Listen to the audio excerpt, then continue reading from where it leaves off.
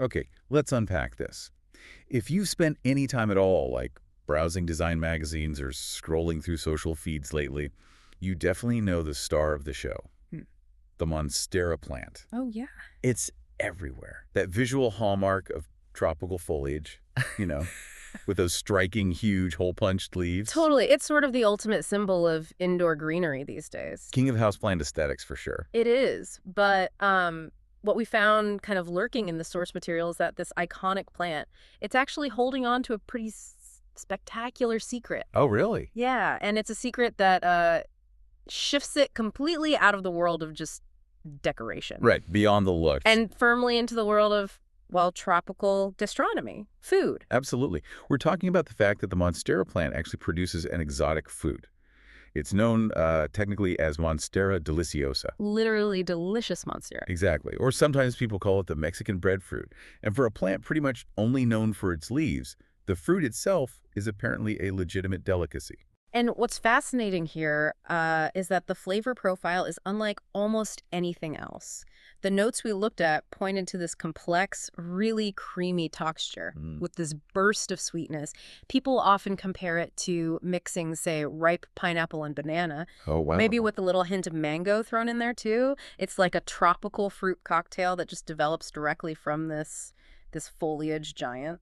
So our mission today then is to go, far beyond just the aesthetics of the leaves. Right. We're taking a deep dive into this pretty unusual fruit to uncover its robust nutritional profile, its surprising health benefits, Yeah. and maybe how you can actually incorporate this rare treat into your kitchen, assuming, of course, you can even find one. But okay, before we get to the delicious part, the nutrient-packed stuff, Yeah. we absolutely have to start with the single most crucial piece of information from our sources. Yes, non-negotiable. It really is a fundamental safety warning, like paramount. That's right, because the line between this being a sweet, beneficial tropical delicacy and something actually quite painful, well, it's not just thin. It's defined by one single thing: ripeness. This is the essential distinction you must understand if you ever encounter this fruit. Monstera fruit must be consumed only when it is fully, completely ripe. No exceptions. Zero. The research is crystal clear. If you try to taste this fruit before it's ready, you are basically inviting a highly unpleasant experience. Painful, even. And we should probably get a bit technical here. Why the danger? What's actually going on? Okay, so the unripe fruit contains something called oxalic acid crystals. Right. But these aren't just, harmless acids floating around. They're specifically formed into these microscopic needle-like structures. The technical term is raphides. Raphides. Sounds sharp. Exactly. You should imagine thousands of tiny, tiny shards of glass mixed right into the pulp. Ouch. So when you chew or swallow the unripe fruit, these raphides physically puncture the delicate mucous membranes lining your throat, your mouth, esophagus. It causes intense, immediate irritation, a burning sensation, swelling, itchiness. It's a physical trauma combined with a chemical irritation. Really nasty stuff. That sounds absolutely brutal.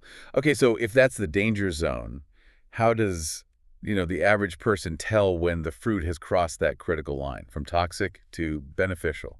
Well, the good news is the fruit provides its own sort of built-in safety indicator. It's actually quite clever. How so? It's fully ripe and safe when its tough outer kind of hexagonal scales start falling off naturally. Oh, okay. Piece by piece, just dropping off, exposing the soft, creamy flesh underneath. That process of the scales falling off, it corresponds precisely with the internal chemical change, Right. where specific enzymes break down those irritating oxalic acid crystals. So the plant basically disarms itself when it's ready. Pretty much no scales, no needles, just sweetness and safety. That's the golden moment then. Yeah. Okay, so once you've verified the safety, those scales are off, Hmm. and you have that sweet, exposed flesh. Mm, You realize you're dealing with much more than just a novelty snack.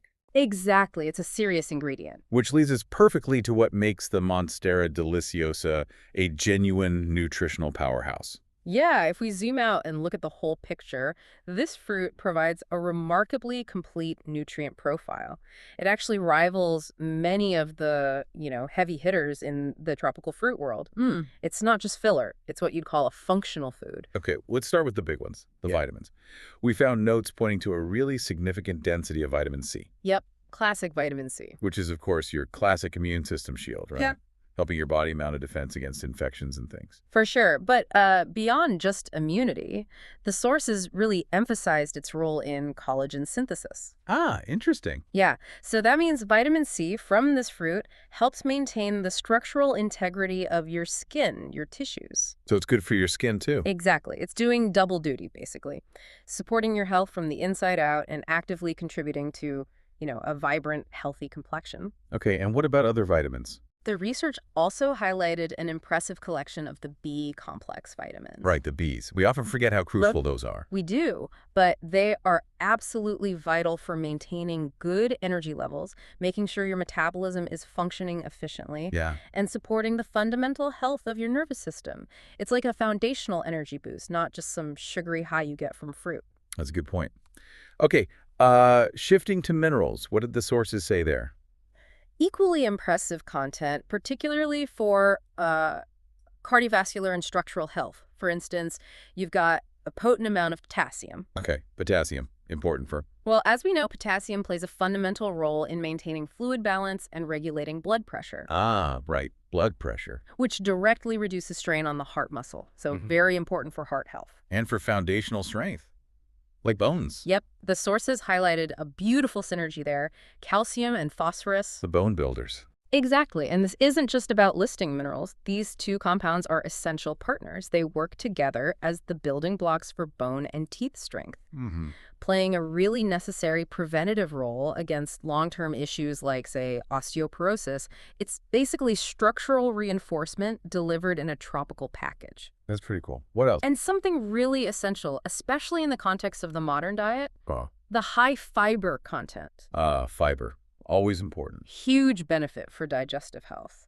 And when we talk about fiber here, we mean more than just, eating regularly, though it does that too. Yeah. We're talking about nurturing a healthy gut microbiome, feeding those good bacteria. Prebiotic effect. Exactly. And ensuring the smooth, efficient operation of the entire digestive tract. Okay, and speaking of defending the body, you mentioned vitamin C for immunity, but what about other defense mechanisms? Yeah, the notes pointed clearly to the presence of natural antioxidants. Okay. These are the compounds that step in to neutralize free radicals, those unstable molecules that cause cellular damage. Right, the oxidative stress thing. Precisely. So when the sources mention fighting oxidative stress, they are basically saying the fruit helps your body resist the kind of internal wear and tear that contributes to aging and increases the risk of chronic diseases over time. Okay, wow. That's a dense nutritional breakdown. Yeah. So maybe instead of just listing the nutrients again, let's try to synthesize these components, pull it together into a clear list of health benefits. Good idea. Focusing on maybe the 5 major takeaways, the reasons why this fruit is worth the effort, and obviously the caution. Okay, let's do it. First, because of that dense vitamin C and the antioxidant concentration we just talked about, it's a powerful immune system booster. Right, makes sense. It helps the body fight infections, and the research suggests that by reducing inflammation, it might even shorten recovery time when you do get ill. Okay, benefit 1, immunity. What's next? Second, let's circle back to digestive support, that natural fiber. It's your gut's best friend. We need all the friends we can get down there. True. It not only eases constipation, but also acts as that prebiotic, remember, creating the optimal environment for beneficial gut bacteria to flourish. Which helps everything else, like nutrient absorption. Exactly. Better overall gut health. Okay, so digestion is number 2. Third? Third, it promotes healthy skin. This is that dual action of the antioxidants and the vitamin C working together. Yeah, the collagen link again. Right. They actively reduce the oxidative damage caused by things like pollution and UV exposure, which can brighten the skin tone. Nice. And may indeed contribute to slowing the visible signs of aging by maintaining skin elasticity. Okay, skin health. Number 4. Fourth, due to that critical calcium and phosphorus combination, it actively strengthens bones and teeth. The structural integrity piece. Exactly. This is more of a payoff from long-term consumption, Maintaining the integrity of your skeleton, which is absolutely crucial for maintaining mobility and preventing injury, especially as you age. Very important. And the 5th major benefit. And the 5th one circles back to the heart. It supports heart health directly through potassium's ability to regulate blood pressure and manage fluid balance. Right, reducing the strain. Yeah. By stabilizing these vital metrics, the fruit ultimately reduces strain on the entire cardiovascular system. That is a phenomenal list of functional benefits, especially for a fruit that starts life as a potential toxin. It's quite the transformation. So now for the really fun part, moving beyond just, souping it out and eating it as a snack, how do we actually use this fruit? Yeah, good question. The sources provided some great insights into recipes and even some, old school DIY remedies. They did. And the fruit's texture, that creamy texture, and its intense tropical flavor make it extremely versatile. It's not just for eating out of hand, it can definitely elevate your daily routines. But let's hear some examples for those looking for maybe a power-packed, refreshing way to start the day. Right, we found notes on the tropical Monstera smoothie. Sounds amazing. It does. It uses the ripe Monstera pulp blended with natural partners like banana, chunks of fresh pineapple. Classic tropical combo. Totally. And then maybe some coconut water or almond milk for the liquid base. The sources also suggested adding a dash of ginger. Ooh, nice touch. White ginger. Apparently to cut through the sweetness a bit and maybe enhance that energizing effect from the B vitamins we talked about. Clever. Okay, what about something lighter, not a smoothie? Sure. There was the Monstera fruit salad. This recipe kind of leverages the unique flavor by pairing it with other tropical heavy hitters. Like what? Mixing the ripe Monstera pieces with, say, sliced kiwi, ripe mango cubes, maybe some papaya, all finished with a crucial squeeze of fresh lime juice. Ah, the lime for brightness. Exactly. Adds zest and prevents the whole mixture from tasting too heavy or overly sweet. Sounds delicious. And for dessert, anything there? Oh yeah, a perfect, creamy, homemade dessert, the Monstera sorbet. Sorbet. Yeah, and this isn't like a standard icy sorbet because the Monstera pulp itself lends this naturally creamy, almost custard-like texture. Wow. How do you make it? Pretty simple, actually. You blend the pulp with a base of coconut milk, your choice of sweetener, honey, or agave maybe, and just a teaspoon of lemon juice for balance. Now, the secret to getting that final smooth consistency is freezing it for about 4 to 5 hours. Right. And this is key, manually stirring it or scraping down the sides every hour or so. That prevents large ice crystals from forming, keeps it creamy. Ah, the old sorbet trick. Got it. That sounds incredible. And what's really interesting is that the utility of this fruit seems to extend beyond just eating it. Oh. We found mentions of simple DIY remedies that directly leverage its powerful vitamin and antioxidant properties, but for topical use. Like for your skin. Exactly, like a simple skin brightening mask. Okay, how does that work? Super simple. All you need is about 2 tablespoons of the ripe Monstera pulp, mashed up smoothly, mixed with maybe 1 teaspoon of raw honey. Pulp and honey. Easy enough. Then you just apply that mixture to your face for about 10 to 15 minutes. The idea is the high vitamin C content and the antioxidants work together to combat dullness, brighten the skin. Give you that refreshed glow we talked about earlier? Precisely. Interesting. Any other remedies? For mild digestive discomfort, there was a simple digestive aid drink. Okay. Just blend some of the pulp with warm water and add a generous dash of fresh ginger. Ginger again. Makes sense for digestion. Yeah, you sip this slowly. The fiber aids, movement, while the ginger helps settle the stomach. Very gentle. And one more. Maybe for immunity? Yep, for proactive health. An immune-boosting tonic. Ooh, sounds potent. The sources suggested mixing the pulp with fresh orange juice and about a teaspoon of turmeric powder. Ah, orange juice and turmeric. Yeah. Power combo. Totally.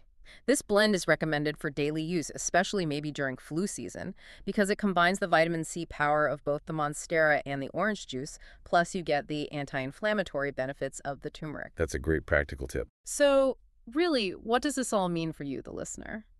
The Monstera fruit truly is this rare tropical treat, yes, but its real value lies in its fascinating duality. The safe versus unsafe part. Exactly, and its identity as a comprehensive nutrient powerhouse, offering these unique, targeted benefits for digestion, immunity, skin health. It really is incredible. We started with a common houseplant, something purely decorative for most people, and we ended up with this complex superfood.